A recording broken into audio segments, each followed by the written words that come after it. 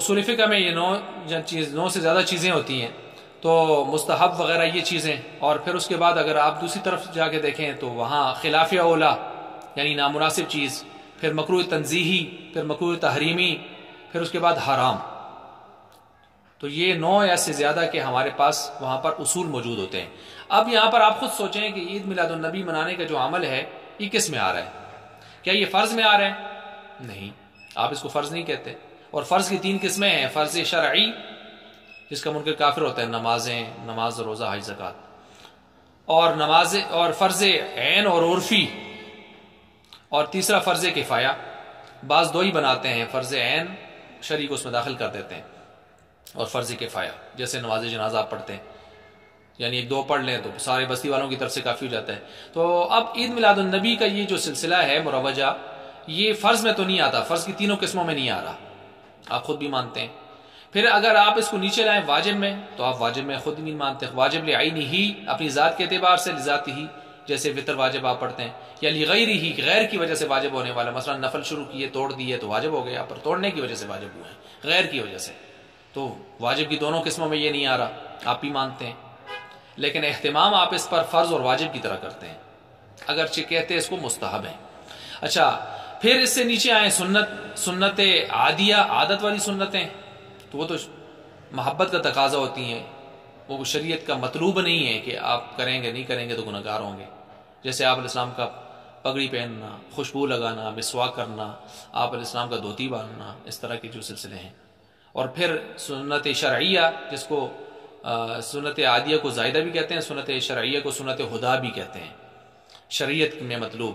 اور اس میں آپ ہیں موقدہ، غیر موقدہ، تو آپ اس درجے میں بھی لے کے نہیں آتے. پھر سنت بھی منزل واجبہ، جیسے داڑھی کو سنت کہتے ہیں لیکن ہے واجب، قربانی کو سنت کہا گیا ہے لیکن ہے واجب، ختنہ کو فقہ کتابوں بعضوں میں سنت لکھا لیکن وہ ہے واجب حکم کے اعتبار سے.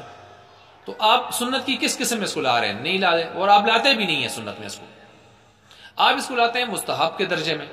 مستحب کسے کہتے ہیں؟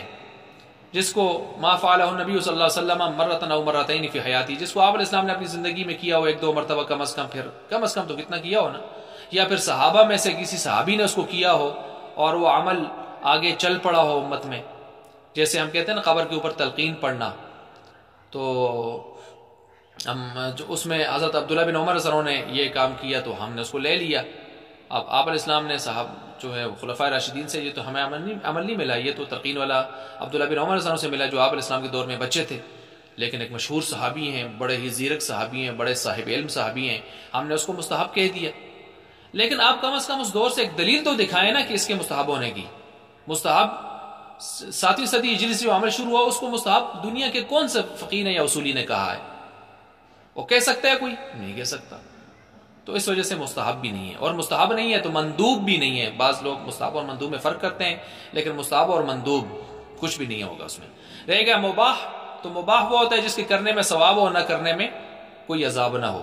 تو آپ مباح تو اس کو کہتے ہی نہیں ہیں، اور مباح بھی کہیں گے تو مباح بھی امر شرعی ہے، اہل علم فرماتے ہیں. اور امر شرعی پر آپ کو قرآن و حدیث سے دور خیر القرون کی دلیل دینی پڑے گی، وہ بھی ثابت کرنا پڑے گا. وہ بھی ایسے نہیں ہے کہ جس کچھ چیز کو ہم نے چاہا شرعن مباح کر دیا، شرعی مباح کے لیے بھی باقاعدہ دلیل دینی پڑتی ہے. لیکن آپ تو کہتی مستحب ہیں، تو اس لیے ذرا تھوڑا سا اپنی روش پہ غور فرمائیں. دعوت فکر ہے تو یہ کسی صورت میں بھی ثابت نہیں ہو رہا. یہ میں نے بحث کی ہے کہ شرعن اس کا کوئی ثبوت بھی نہیں ہے، یہ پہلا نقطہ. اچھا، اب اگر آپ اس کو آگے چل کے دیکھیں تاریخاً، تو تاریخ کے اعتبار سے بھی کوئی اس کا ثبوت نہیں ملے گا. تاریخ کے اعتبار سے کیوں ثبوت نہیں ملے گا؟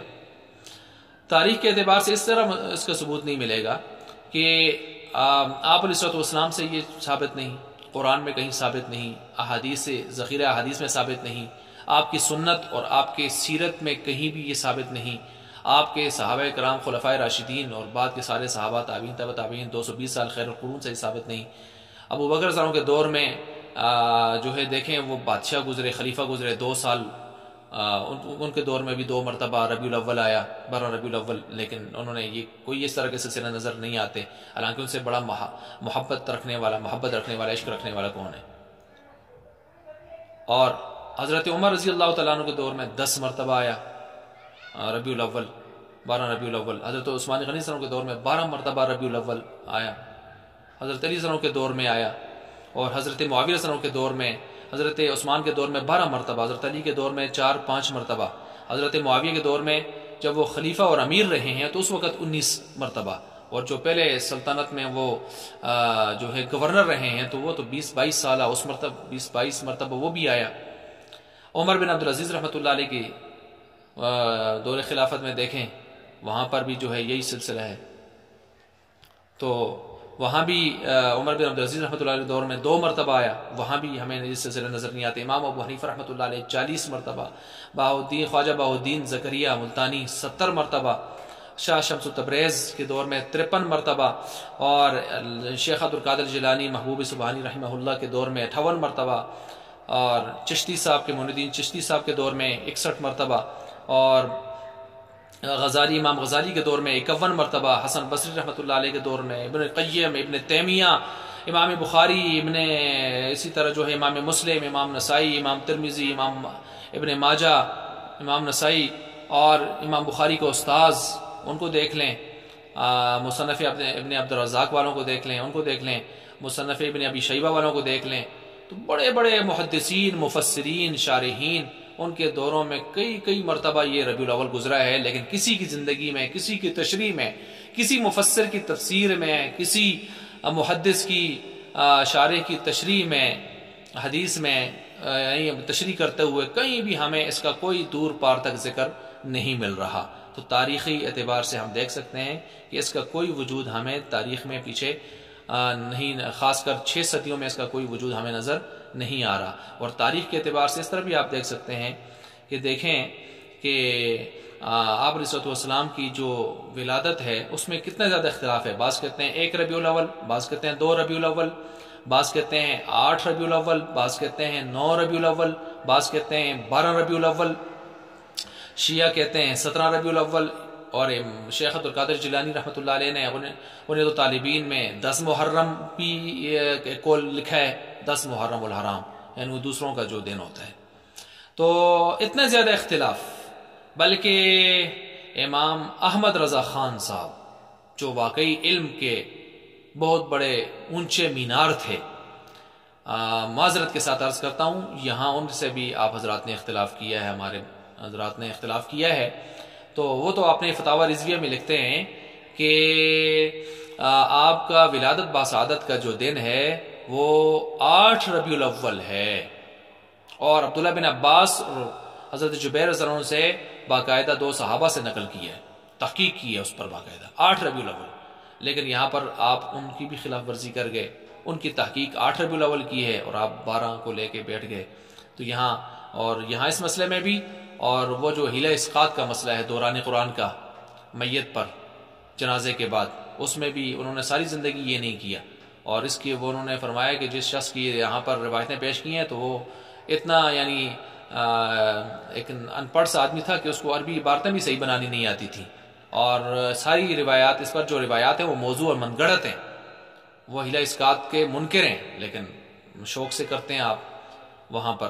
اور اسی طرح جو ہے ایمان ابی طالب کے حوالے سے آپ ان کا ایمان ثابت کرنے کے لیے شیخ الاسلام طاہر القادری صاحب نے باقاعدہ کتاب لکھی ہے, علامہ صاحب چشتی صاحب نے باقاعدہ کتاب لکھی ہے, 2 جلدوں میں کتاب لکھی ہے.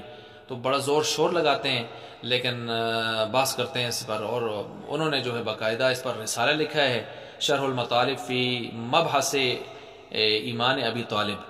تو فتاوی رضویہ میں بھی اس کو لگا ہوا ہے, اور اس طرح کے رسالے, اور رد الرافضہ, اس طرح کے رسالوں میں انہوں نے باقاعدہ ایمان ابی طالب پر وہی موقف اختیار کیے جو قرآن و سنت کا اور اہل سنت کا متفقہ چلا آ رہا تھا کہ ان کا ایمان ثابت نہیں ہے.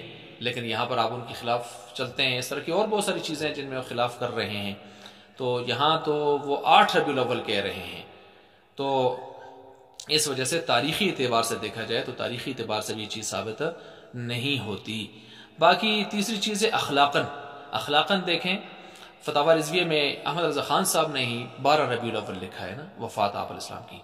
اب ایک طرف وفات ہو, ایک طرف فرض کیجئے بقول آپ کے 12 ربیع الاول ہی آپ کی پیدائش ہے, اسی کو لے لیتے ہیں. تو ایک طرف وفات کا غم اور ایک طرف آپ کی پیدائش کی ولادت کی خوشی، تو خوشی غالب ہوتی ہے یا غم غالب ہوتا ہے؟ عقل مندوں سے پوچھ لیجیے، آپ خود بھی عقل مند ہیں، ارباب علم و دانش ہیں۔ تو ایک آدمی کے گھر میں 4 بھائیوں کی شادی ہو، اچانک ایک بھائی کی ڈیتھ ہو جائے، تو بتائیں 4 آدمیوں کی خوشی غالب ہوگی یا ایک بھائی کا غم غالب ہو جائے گا؟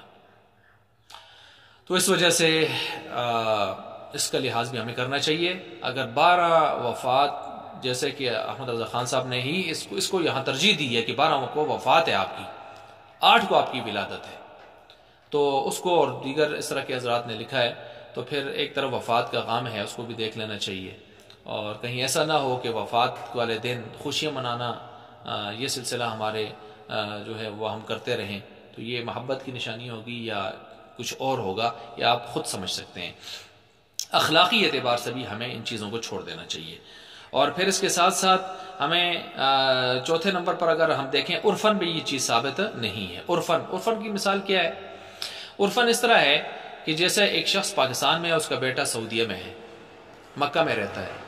اب بیٹا کہتا ہے جی انشاءاللہ آپ کے پوتے کی پیدائش قریب ہونے والی ہے، اور باپ یہاں پر جوش میں آ جاتا ہے۔ ایک مثال دیتا ہوں، باپ جوش میں آ کے کہتا ہے کہ جس دن اب میرے پوتے کی پیدائش ہوگی، اس دن میں خوشی کی وجہ سے یہاں پر جو ہے وہ کہے کہ میں یہاں پر فلاں صدقہ دوں گا، اور اگر میں نے صدقہ نہ دیا اس دن تو مجھ پر میری بیوی طلاق۔ اب فون آیا ایک دن سعودیہ سے، بیٹے نے کہا جی آپ کا پوتا پیدا ہو گیا ہے، اور سعودیہ میں ہے 12 ربیع الاول، پاکستان میں ہے 11 ربیع الاول۔ اب باپ نے کہا اچھا کیا دینا ہے؟ اس نے کہا 12 ربیع الاول۔ تو باپ نے کہا اچھا یہاں تو 11 ربیع الاول ہے، تو اس نے اس دن کچھ بھی نہ کیا۔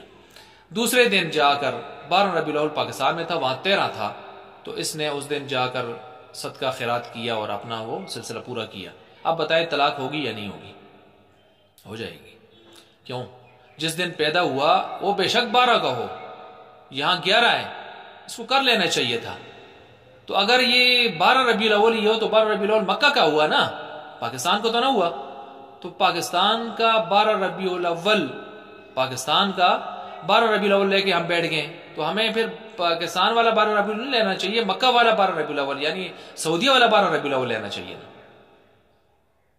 ٹھیک ہے، تو اب یہاں پر اس مسئلے کو دیکھ لیں کہ یہ عرفاً بھی یہ بات ثابت نہیں ہو رہی۔ وہ 12 ربیع الاول مکہ کا تھا۔ اب کوئی کہے جی پھر آپ روزہ اور عید جو ہے ان کے ساتھ کیوں نہیں کرتے؟ تو وہ مسئلہ ایک الگ ہے، چاند کا مسئلہ، مطلع کا مسئلہ الگ ہے۔ وہاں آپ علیہ السلام کی صاف روایت موجود ہے کہ چاند دیکھ کر روزہ رکھو، چاند دیکھ کر افطار کرو۔ تو کیا عید میلاد النبی کے حوالے سے بھی روایت موجود ہے کہ چاند دیکھ کر عید میلاد النبی کرو، 12 ربیع الاول کرو؟ اور اگر ہے اس طرح کی روایت تو ہمیں بتا دیں، تو پھر ٹھیک ہے، آپ کی بات ثابت ہو جائے گی، وہ معاملہ اور ہے۔ تو اس لیے 12 ربیع الاول مکہ کا تھا، پھر آپ کی پیدائش ہوئی صبح صادق کے وقت، اور صبح صادق کے وقت سارے سوئے ہوتے ہیں اور اپنے باقی معمولات میں مشغول ہوتے ہیں، تو خوشی پیدائش کے وقت ہونی چاہیے نا، اس وقت ہونی چاہیے، تو اس وقت سوئے ہوتے ہیں، باقی معاملات میں ہوتے ہیں۔ پھر 9 بجے جا کر ہم جو ہے خوشی کا اظہار کرنے اور روڈوں پر نکل آتے ہیں، اس وقت 9-10 بجے جا کر، کیا اس وقت ہمیں خوشی کا پتہ چلا ہوتا ہے؟ تو خوشی تو پیدائش کے وقت سے شروع ہونی چاہیے، اس وقت سے شروع ہونی چاہیے۔ تو کسی لحاظ سے بھی عرفاً یہ ثابت نہیں ہوتا۔ اور 5ویں چیز ہے عقلاً بھی ثابت نہیں ہوتا۔ عقلاً کیسے ثابت نہیں ہوتا بھائی؟ عقلاً ایسے ثابت نہیں ہوتا کہ کسی چیز کے ثبوت کے لیے ایک سبب ہوتا ہے اور ایک مسبب۔ سبب ہو تو مسبب آتا ہے، سبب نہ ہو تو مسبب نہیں آتا۔ مثال کے طور پر چھوٹی عید مسبب ہے، اس کے لیے سبب ہے رمضان کے روزے، رمضان آتا ہے تو وہ سبب ہے، آگے عید بھی آ جاتی ہے، مسبب ہے۔ بڑی عید کے لیے سبب ہے قربانی، ٹھیک ہے، ایام حج آتے ہیں، قربانی ایام حج آتے ہیں تو بڑی عید بھی آ جاتی ہے، ٹھیک ہے، یہ سبب ہے اس کے لیے۔ ایسے ہی زکوٰۃ کب فرض ہوتی ہے؟ جب حولان حول، یعنی سال گزر جائے، ایک آدمی کے پاس اتنا مال ہو، صاحب انصاب ہو، سال گزر جائے، تو یہ حولان حول یعنی سال کا گزرنا سبب ہے، اس کے بعد جس دن سال پورا ہو رہا ہے تو زکوٰۃ فرض ہو گئی۔ فطرانے کے لیے کیا ہے؟ رمضان میں موجود ہونا، تو رمضان میں ایک آدمی موجود ہے، یہاں تک کہ عید الفطر کے صبح صادق سے پہلے تک کوئی بچہ پیدا ہو گیا تو رمضان میں اس کی حیات پائی گئی تو سبب پایا گیا، تو سبب فطرانہ بچے پر بھی آئے گا، اس کا باپ دے گا، نابالغ بچے گا۔ تو سبب مسبب یہ عقلی ایک بحث ہے اصول فقہ کی اعتبار سے۔ ایسے ہی نماز ایک آدمی زور کے وقت میں موجود ہے تو عصر کی نماز اس پر لازم نہیں ہے، فرض نہیں ہے۔ کب فرض ہوگی؟ جب عصر کا وقت داخل ہوگا، تو وقت داخل ہوگا، وقت داخل ہونا یہ سبب ہے اس نماز کے فرض ہونے کے لیے، ٹھیک ہے؟ تو یہ سبب مسبب کی بات جب آپ کے ذہن میں آ گئی، اب یہاں پر دیکھیں عید میلاد النبی مسبب ہے، اس کے لیے سبب کیا ہے؟ اس کے لیے سبب ہے آپ علیہ السلام کی پیدائش۔ تو پیدائش تو ہر آدمی کی زندگی میں دنیا میں ایک مرتبہ ہوتی ہے نا، تو سبب ایک مرتبہ پایا گیا، تو اب مسبب ہر سال کیسے آ جاتا ہے؟ جب مسبب ہر سال کیسے آ جاتا ہے جب سبب ہے ہی ایک مرتبہ؟ سبب پیدائش ایک مرتبہ ہو گئی، اگر منانا ہوتا تو اسی وقت منایا جاتا، اور جب وہ ایک سبب ہو گیا تو اب مسبب، جب سبب دوبارہ نہیں آتا تو مسبب کیسے آئے گا؟ اس مسئلے کو بھی یہاں پر دیکھ لیا جائے کہ سبب کے بغیر مسبب نہیں ہوتا۔ کچھ لوگوں نے یہاں پر خواہ سبب بنانے کی انہوں نے حیل و حجت کی ہے، مثلا انہوں نے کہا دیکھیں جی آپ لیلۃ القدر ہر سال جو ہے مناتے ہیں، ہم مناتے نہیں ہیں، اپناتے ہیں۔ لیلۃ القدر کی رات لوگ مسجدوں میں پڑھا رہے ہوتے ہیں یا گھروں میں پڑھا رہے ہوتے ہیں، جاگ رہے ہوتے ہیں، تو وہ اپنانا ہوتا ہے، منانا نہیں ہوتا۔ اللہ کے بندو، وہاں بھی منانے کا آپ نے اپنی طرف سے بنا دی ہے۔ اچھا، اس کے لیے کہتے ہیں جی ہر سال تو قرآن، اب اس کے لیے سبب ہے قرآن کا نازل ہونا، انا انزلناہ فی لیلۃ القدر، فی لیلۃ القدر، قرآن نازل ہونا سبب تھا، تو مسبب لیلۃ القدر ایک عظیم رات ہو گئی۔ نہیں، آپ بات پوری نہیں کر رہے، آپ بات پوری کریں۔ انا انزلناہ فی لیلۃ القدر، اس صورت میں اس کے لیے، اس کی رات کی عظمت کے لیے کئی سبب آئے ہیں۔ نمبر 1 قرآن کا نازل ہونا، نمبر 2 فرشتوں کا اترنا، نمبر 3 جبریل امین کا اترنا خاص کر فرشتوں میں، اور نمبر 4 اس رات کا 1000 مہینوں سے بہتر ہونا ہمیشہ کے لیے، دائمی سبب، اور نمبر 5 صبح تک کے لیے سلامتی والا ہونا، سلامتی والا ہونا۔ تو آپ بتائیں اگر قرآن نازل نہیں ہو رہا بار بار تو یہ سبب تو نہیں آ رہا، جیسے کہ آپ کہہ رہے ہیں سبب نہیں ہوتا اور مسبب یہاں ہر سال لیلۃ القدر آ جاتی ہے، تو باقی سبب نہیں ہے ادھر؟ کیا ہر سال لیلۃ القدر میں فرشتے جبریل امین نہیں آتے؟ ہر سال سلامتی والی نہیں ہوتی؟ ہر سال وہ جو ہے 84 سال اور 3 ماہ 4 ماہ کے برابر وہ رات نہیں ہوتی ہے نا؟ تو باقی سبب آ رہے ہیں، تو اس لیے مسبب بھی آ رہا ہے، ٹھیک ہے؟ تو وہ آپ یعنی وہ حیل و حجت کے لیے وہ سلسلہ پیش نہیں کیا جا سکتا۔ اچھا، تو عقلاً کی بات بھی ہو گئی، اور چھٹے نمبر پر ہے طریقتاً بھی ثابت نہیں ہے۔ کیا مطلب؟ عید الفطر اور عید الاضحیٰ ساری دنیا کے مسلمان تہوار مناتے ہیں نا، لیکن یہ منانا کیا اس اعتبار سے ہوتا ہے جس طرح کہ عید میلاد النبی میں ہوتا ہے؟ تو وہ منانا، ایک تو عید الفطر عید الاضحیٰ یہ کسی شخصیت کے نام کی عیدیں نہیں منائی جاتی، ٹھیک ہے؟ ان کے نام کی نہیں، ان کے لیے سبب میں نے بتا دیے کیا سبب ہے، کیوں مناتے ہیں، تو وہ اس ترتیب سے نہیں ہے۔ تو دوسرا وہ منانے کا طریقہ بھی وہی نہیں ہے کہ جو یہاں جھنڈیاں لگانا، یہ کرنا وہ کرنا، جلوس جلوس، دو لوگوں پر فتوے بدعتی ہونے کے، کافر ہونے کے، اس طرح کے سلسلے نہیں ہیں، یا افراتفری اشتعال، وہ ساری دنیا ایک طرز سے، ایک طریقے سے آپ بھی اور ہم بھی ایک طریقے سے مناتے ہیں۔ اور وہ یہی ہے نا کہ صبح نہا دھو کے کپڑے نئے پہن کر عیدگاہ آ کر نماز عید پڑھ کے پھر گھر میں تھوڑی فراوانی کر لی، یہ چیزیں ہو گئی، فراوانی کر لی، اس طرح ہم مناتے ہیں سارے، اور خوشی کے ساتھ، سنجیدگی کے ساتھ، تھوڑا دوستوں کے ہاں دائیں بائیں ادھر ادھر چلے گئے اور محبت کا اظہار زیادہ کر دیا، اور جیسے صحابہ کے ہاں ہے کہ عید کو حضرت فاروق اعظم نے فرمایا نا کہ عید کو تم حسن بخشو اللہ کی حمد و ثنا کے ساتھ اور خوب اچھے اعمال کے ساتھ، گناہوں سے بچنے کے ساتھ، تو وہ طریقہ ہے منانے کا۔ تو بہرحال میں نے آپ کے سامنے چند زاویے رکھ دیے، کسی طور پر بھی یعنی یہ چیز ثابت نہیں ہو